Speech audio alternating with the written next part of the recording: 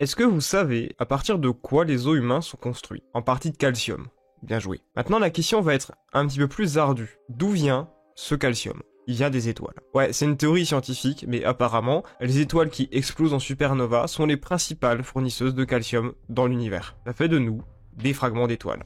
Ni plus ni moins. Ouais, je sais, c'est une manière super romantique de vous présenter la chose et de vous amener le sujet de la vidéo. L'autre question qui a un intérêt, c'est de savoir d'où me vient cette connaissance. Outre le fait de vous présenter un documentaire qui est vachement cool et super intéressant, ça a un intérêt pour la vidéo. Il y a un documentaire qui date de 2010 qui s'appelle Nostalgie de la lumière. Le documentaire fait par Patricio Guzman est déjà excellent, mais plus encore, il vous parle de deux choses. Ce qu'il y a sous nos pieds, donc la Terre, et ce qu'il y a au-dessus de nos têtes, les étoiles.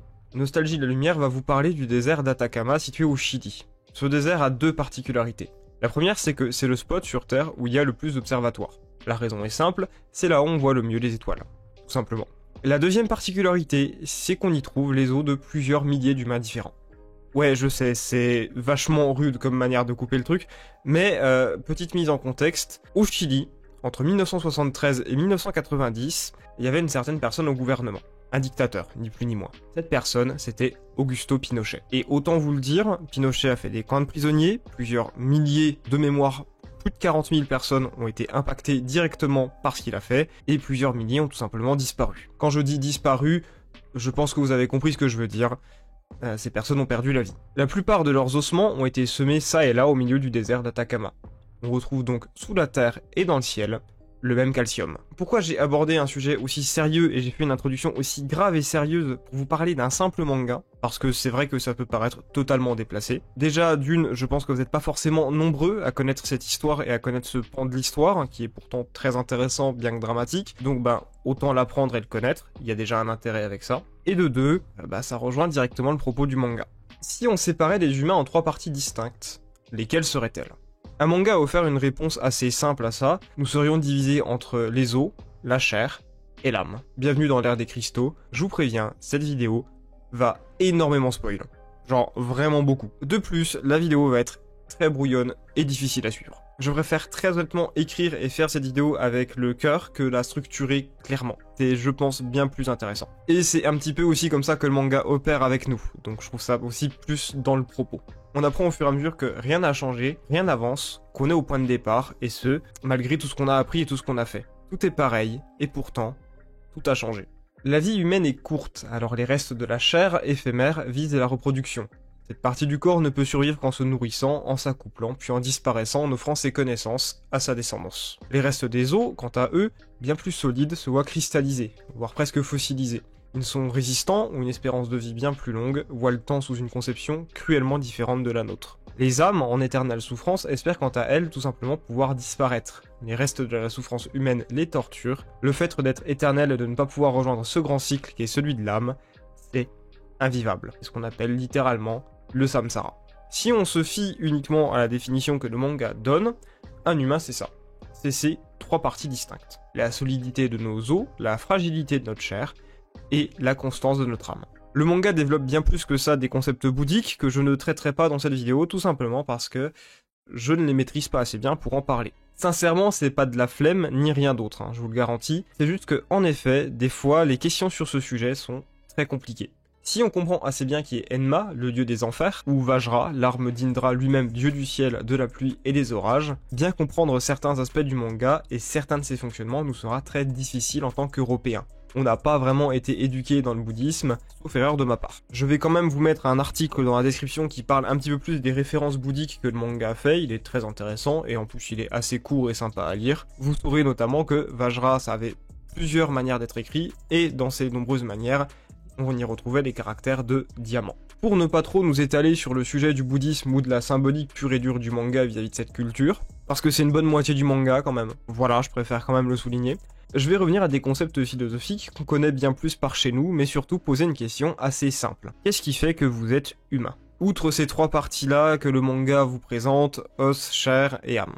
Qu'est-ce qui fait que vous êtes humain? Qu'est-ce qui fait que vous êtes vous?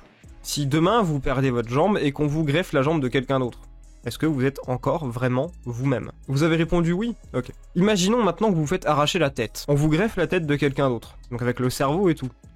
Est-ce que vous êtes toujours vous-même? Là, la question est tout de suite beaucoup plus dur. Sachez que cette question, enfin ce paradoxe, date un petit peu et a déjà un nom, il s'agit du bateau de Thésée.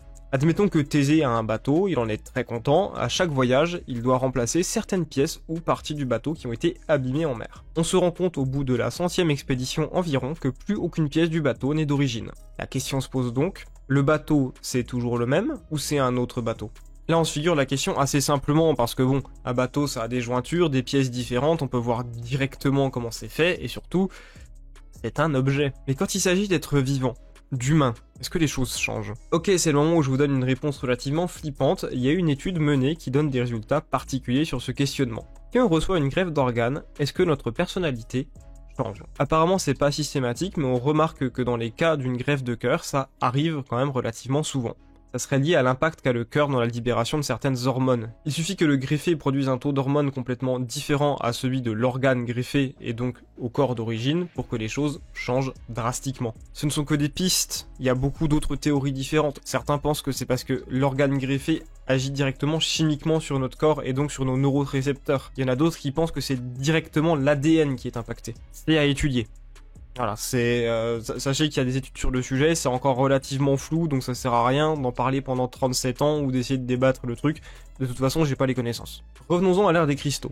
Dans l'histoire, le personnage principal, Phosphophilite, perd d'abord ses jambes, qui seront remplacées par la coquille des êtres de chair. Puis il perdra ses bras, qui seront remplacés par un alliage de plusieurs matières, notamment de l'or et du platine. Sa tête se fera arracher et sera remplacée par celle d'un autre être de cristal. Au final, on changera même un de ses yeux. C'est particulièrement horrible et violent. Quand je vous le dis comme ça, c'est Frankenstein, hein, littéralement. Mais surtout, un thème très récurrent, un thème qui est vraiment propre aux humains et lié à tout ça, la volonté d'évoluer. Mais aussi, la volonté de devenir plus fort. Dans un monde où les cristaux rêvent de l'éternel, où ils ne sont pas dérangés que les choses ne changent pas, parce que c'est littéralement le cas, hein, les cristaux peuvent vivre comme ça pendant des millénaires, ils s'en fichent, Phos, lui, il veut faire changer les choses. Vient donc cette fameuse idée que vous connaissez tous, ce qui ne me tue pas me rend plus fort. Chaque changement de Phos, chaque nouvelle greffe, chaque nouveau membre le rend plus fort. Ses nouvelles jambes le rendent plus rapide, ses nouveaux bras le rendent plus fort, sa tête plus intelligente, son œil lui permet de communiquer différemment et de voir le monde sous un autre angle. Mais la question se pose, est-ce que Phosphophilite est bien la même personne au début et à la fin de l'œuvre? Est-ce que Phosphophilite reste Phosphophilite? Quand on sait l'impact que sa nouvelle tête a sur son comportement, on a très envie de répondre non. Je vous dis clairement, on a envie de répondre non. Mais on va garder ça de côté. Toujours est-il que Phos partageait dès le début une qualité propre aux humains. Phos voulait du changement. Phos voulait de l'évolution. C'est le seul cristal incapable de se satisfaire de sa condition, mais surtout incapable de se trouver une place. Personne, ni lui, ni son maître, ne sait quoi faire de lui. Ce qui cause un déclic, c'est le fait que Phos veut changer les choses. Parce qu'il n'arrive pas à s'en satisfaire. Parce que quand il voit Cinabre, il se dit que les choses doivent changer. Et au fur et à mesure de l'œuvre, vient donc un des plus grands tabous de l'histoire de l'humanité, que c'est possible de créer un être humain artificiellement. Si vous avez lu le Fullmetal Alchemist, vous savez que créer un être humain de toutes pièces, c'est une idée très dangereuse et que ça finit par faire un homonculus. Et les homonculus, en principe, quand ils quittent leur petite prison, ils meurent. Ok, mais là c'est très différent, parce que Phos, c'est un reste d'humain. Phos, c'est un cristal, ok, mais les cristaux dans le manga, ils sont faits à partir des os des humains. Ces inclusions, présentes dans ces cristaux, le poussent à évoluer. C'est pas créé de toutes pièces. Le manga appuie même très clairement cet argument, parce que quand les Séléniens essaient de créer les cristaux, ils le disent, il n'y a pas vos inclusions naturelles. On peut pas créer la vie comme ça gratuitement. Ça ne marche pas comme ça. Quand on lui greffe les jambes qui viennent de la chair des hommes, eh ben c'est juste récupérer une partie d'origine. C'est pas créer un nouvel être humain. Quand son âme se développe au fur et à mesure du temps, il redevient plus un humain qu'à l'origine. C'est pas créer toute pièce. Il redevient ce qu'on était à la base, des êtres humains. Le paradoxe, c'est que bah voilà, vous voyez que ça le transforme en monstre avec le temps. Ce n'est pas réellement une question de créer un humain ou non. C'est plutôt une question de voir à quel point nous pouvons être ou devenir humains. Savoir comment les humains évoluent, savoir comment les humains se créent et se fabriquent eux-mêmes. Parce que oui, via toutes ces greffes et modifications, Phos n'a jamais été autant différent qu'il n'a été lui-même. C'est super paradoxal comme manière d'expliquer les choses. Et pourtant, c'est sans doute la meilleure manière de les expliquer. L'humain n'est jamais qu'un amas de plein de petits paramètres différents. L'éducation, le caractère, les capacités physiques, les inclusions.